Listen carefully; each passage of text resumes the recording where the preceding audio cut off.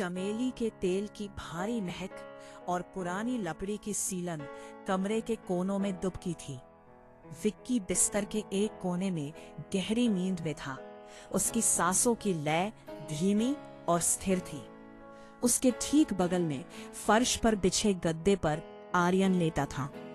उसकी आंखें छत को नहीं बल्कि मुझे देख रही थी, अंधेरे में चलते दो अंगारों की तरह। मेरी चूड़ियां जरा सा हिलने पर खनक उठी और आर्यन के चेहरे पर एक कुटिल मुस्कान तैर गई।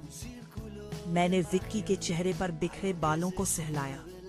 वो कितना भोला है, उसे अंदाजा भी नहीं कि उसके अपने भाई के मन में क्या जहर पनप रहा है।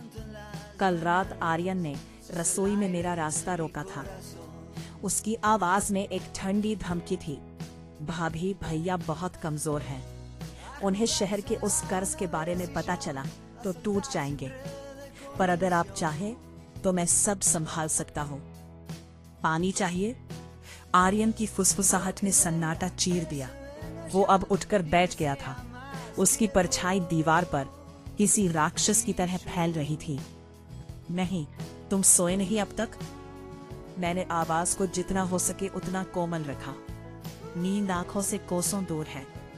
कुछ चीजें इतनी खूबसूरत होती है कि उन्हें देखते हुए रात गुजारना ज्यादा आसान लगता है। वो घुटनों के बल चलकर मेरे करीब आया। विक्की की नींद नहीं खुली। मेरा दिल सीने की पसलियों से टकरा रहा था। विक्की को बचाने का यही एक रास्ता था। आर्यन को उलझाए रखना, उसे यह महसूस कराना कि उसकी चाहत अधूरी नहीं रहेगी। आर्यन, विक्की जाग जाएगा। थोड़ा धीमे। मैंने झुककर उसके कंधे पर अपना हाथ रखा। मेरी उंगलियां कांप रही थी, लेकिन मैंने उन्हें स्थिर करने की कोशिश की। उसे कोई फर्क नहीं पड़ता भाभी। उसे तो ये भी नहीं पता कि उसके सिर पर कितना उधार है। आर्यन ने मेरा हाथ अपने हाथ में ले लिया। उसकी हथेलियां खुरदरी और गर्म थी। उसने मेरी कलाई पर बनी नीली नस को अपने अंगूठे से सहलाया। मैं जानती हूँ तुम क्या चाहते हो, बस विक्की को इससे दूर रखो, वह सहन नहीं कर पाएगा। मैंने अपनी पलकें झुका ली, जैसे कोई शर्मीली दुल्हन हो। यह अभिनय कड़वा था पर जरूरी था। तो फिर मान लीजिए ना, मेरे साथ एक रात और भैया का सारा कर्ज मेरा। आर्यन के चेहरे पर विजय की चमक थी। उसने अपना चेहरा मेरे चेहरे के इतने करीब लाया कि उसकी गर्म सांसें मेरी गर्दन पर महसूस हो रही थी। मैंने एक गहरी सांस ली और मुस्कुराने का स्वांग रचा। इतनी भी क्या जल्दी है, अभी तो पूरी उम्र पड़ी है।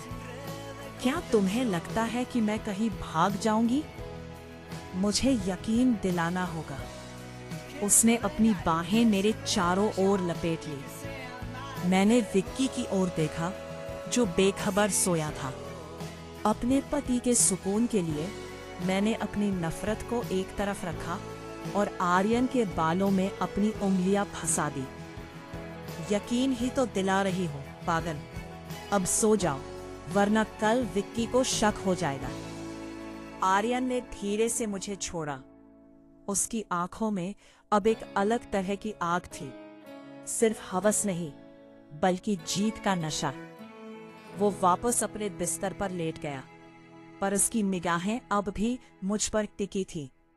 बाहर बारिश शुरू हो गई थी, जिसकी बूंदें टीन की छत पर शोर मचा रही थी।